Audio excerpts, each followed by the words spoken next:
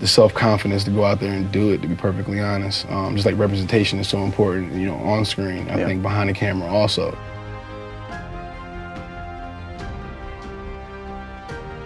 I always want to constantly evolve, you know, I always want to constantly grow. I never want to get to a point where I feel like I got it figured out, you know, like I always want to like kind of like push myself to be better and do greater things, no matter what it is. I mean, I want to be the best. I'm a competitor, you know, I like to compete. Growing up with the name Michael Jordan, you know, I've always had a certain pressure on myself and always having to kind of like prove people wrong, and instant chip on my shoulder of wanting to just to be great, you know, and do great things and also help people, man. I'm really big in the next generation. That's the only way it's going to get better moving forward, is if you got to lead this world in a better place than it was when you came in. You know, I'm born in '87, dash, question mark. I don't know when I'm gone, you know what I'm saying, but I want to work on my dash, you know what I'm saying? I want to work on that time that I'm here. And I can make it easier for the next round of filmmakers and the next round of actors coming up, you know, and I mean, then I'm content with going out on that.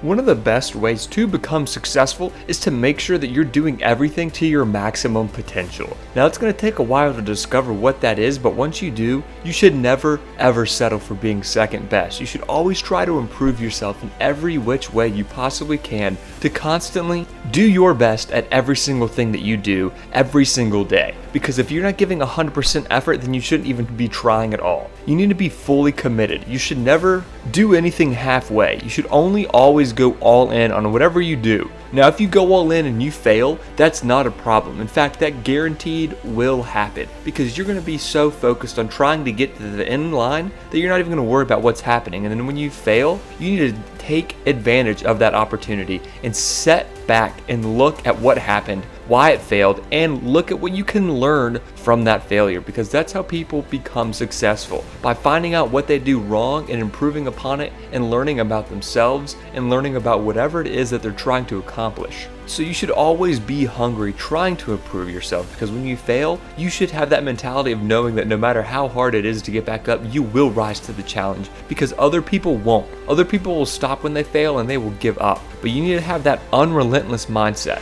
That was my training. Honestly, man, if I didn't do soaps, I don't know where I would be, to tell you the truth. Yeah, then after that, I just kind of like, I made the jump, moved out to LA and just, you know, started pushing. Episodic, you know, just enough to pay rent for that month, you know, running out of money, you know, burning through that. And then literally, like, I just remember giving my last, that happened this month, I'm moving back to Jersey. Like, I'll book something and it'll keep me along for another month, 2 months, and then I'll give my last again. And then like just kind of going through that process over and over again. I think the mind state is just, you know, my instincts and my gut has led me here so far, and I just got to kind of keep doing what I feel is right. You know, if it's meant to be, it's meant to be. And you know, I kept getting, it was a lesson in there somewhere. If it wasn't meant to be, I don't think I would have kept booking. I would have been back home. I think it was 4 years, Fits in Your Stars. It is. You got so many people from around the world moving to one place to do the exact same thing. You know, everybody can't win. You know, everybody can't get the career that they always hoped and dreamed of. And for me, it's been a snowball effect, kind of like falling in love with acting. I really kind of chose me instead of the other way around.